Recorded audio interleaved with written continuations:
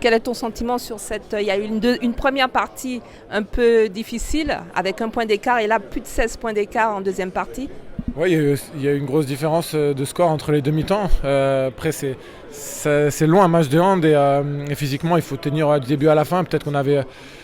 Nous, on a l'habitude un petit peu plus de ces matchs. Je pense que Saran a commencé fort, a joué une très bonne première mi-temps, nous a posé pas mal de problèmes. Mais on sait que voilà, on essaye de construire notre match et on sait que si on continue à pousser comme ça, on arrive assez souvent à faire craquer les équipes en deuxième mi-temps. C'est ce qu'on a réussi à faire, mais il a fallu s'employer face à une très belle équipe de Saran. C'est jamais facile d'enchaîner entre la Ligue des Champions, le championnat. On a beaucoup de matchs, beaucoup de rendez-vous et il faut continuer à être performant. Au final, ce soir, le résultat est très, très satisfaisant, mais on sait qu'on doit continuer à travailler, continuer à se remettre en question parce que sur n'importe quel match, on peut se retrouver en danger. C'est pendant... Vas-y. Justement, vous parlez que vous enchaînez les matchs, donc la semaine prochaine c'est un match de Ligue des Champions. Comment se passe la préparation parce que vous enchaînez, il y a beaucoup de fatigue, il y a des joueurs qui sont en repos, on essaie de tourner. Ouais. Comment vous vous sentez personnellement?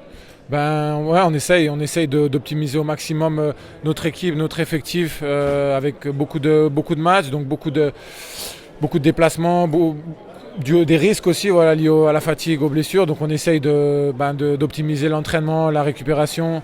On essaye de préparer au mieux chaque match. C'est un travail vraiment en amont. Et puis à chaque fois avoir conscience que tout est remis à zéro après chaque victoire. On sait qu'on a entre guillemets pas droit à l'erreur et quand on a Paris, on sait qu'on doit être à chaque fois à 100%. On ne peut pas se permettre de baisser le rythme, mais on a l'habitude de ça. Vous avez des jours de repos juste avant l'échéance. Là, on reçoit Kiel jeudi, donc ça va s'enchaîner assez vite. On aura demain, je pense, la journée pour se reposer. À partir de mardi, on attaque la préparation de cette grosse rencontre de Ligue des Champions qui va être importante. Donc voilà, pas le temps de se reposer sur nos lauriers. Il faut, comme je disais tout à l'heure, il faut repartir au combat et se remettre en question.